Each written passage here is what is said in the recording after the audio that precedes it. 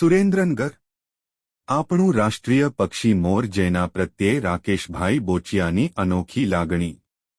સરલા ગામના પ્રકૃતિપ્રેમી યુવાનની રાષ્ટ્રીય પક્ષી મોર ઉછેર માટે થંગનાટ।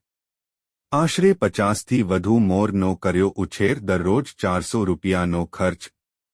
મૂળી તાલુકાના સરલા ગામે સેવાભાવી અને પ્રકૃતિપ્રેમી યુવાન એવા રાકેશભાઈ બોચિયા ઉર્ફે લાલાભાઈએ મોર ઉછેરનું સરાહનીય કાર્ય કરી રહ્યા છે। છેલ્લા 4 વર્ષથી નિયમિત રીતે રાષ્ટ્રીય પક્ષી એવા મોરના બચ્ચાઓને પાણી ચણની સ્વખર્ચે સેવા આપે છે, જેમાં હાલમાં મોરની સંખ્યા 50 ઉપર થઈ છે અને તેઓને જોઈને ટહુકા કરી પક્ષીઓ પણ આવકારો આપતા હોય તેવા દ્રશ્ય સરલા ગામે વહેલી સવારે જોવા મળે છે। રાકેશભાઈએ જણાવ્યું હતું કે તેઓ એક સામાન્ય નોકરી કરતા હોય તેમાંથી દરરોજ અનાજ ચણ માટે 400 રૂપિયાનો ખર્ચ થાય છે અને સવાર સાંજે ટાઈમસર હાજરી આપવી પડતી હોય છે। ફક્ત 5 મોર હતા ત્યારેથી તેઓ કાર્યરત હતા। આજે 50 ઉપરની સંખ્યા થતાં મને આનંદ છે। નાનો હતો ત્યારથી મોર પ્રત્યે મને લગાવ અને લાગણી હતી અને મને પ્રિય પક્ષી મોર હતા, એટલે તેનો ઉછેર થાય અને સંખ્યા વધે એ માટે પ્રયત્ન સાથે કામગીરી ચાલુ કરવામાં આવેલ અને આજે 50 ઉપરની સંખ્યા થઈ છે।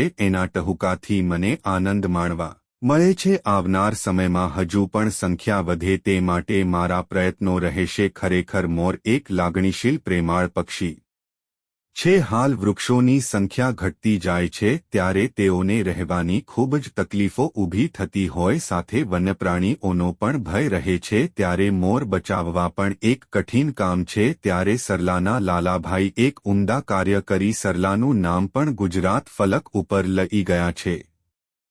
સુરેન્દ્રનગર રિપોર્ટર મહેશભાઈ ઉતેરિયા દ્વારા। ગામ સડલા, મારું નામ બોચિયા રાકેશભાઈ લક્ષ્મણભાઈ। હું છેલ્લા 4 થી 5 વર્ષથી મોરને દાણા અને પાણીની વ્યવસ્થા કરું છું। આજથી 4 થી 5 મોર હતા, અત્યારે હાલમાં 40 થી 50 મોરની સંખ્યા થઈ છે, જેથી આથી હજી ગામના યુવાનો થોડાક જોડાય તો આથી સંખ્યા હજી વધે એવી રીતે છે। તમે આ શરૂઆત જે કરી મોર પ્રત્યેની લાગણી તમારે ક્યારથી શરૂઆત? આજથી હું નાનો હતો ત્યારથી જ મને મોર પ્રત્યે લાગણી હતી, પ્રેમ હતો। આજથી ને હવે એમના હું ચાલુ જ રાખીશ મોરનું, આવી લાગણી છે।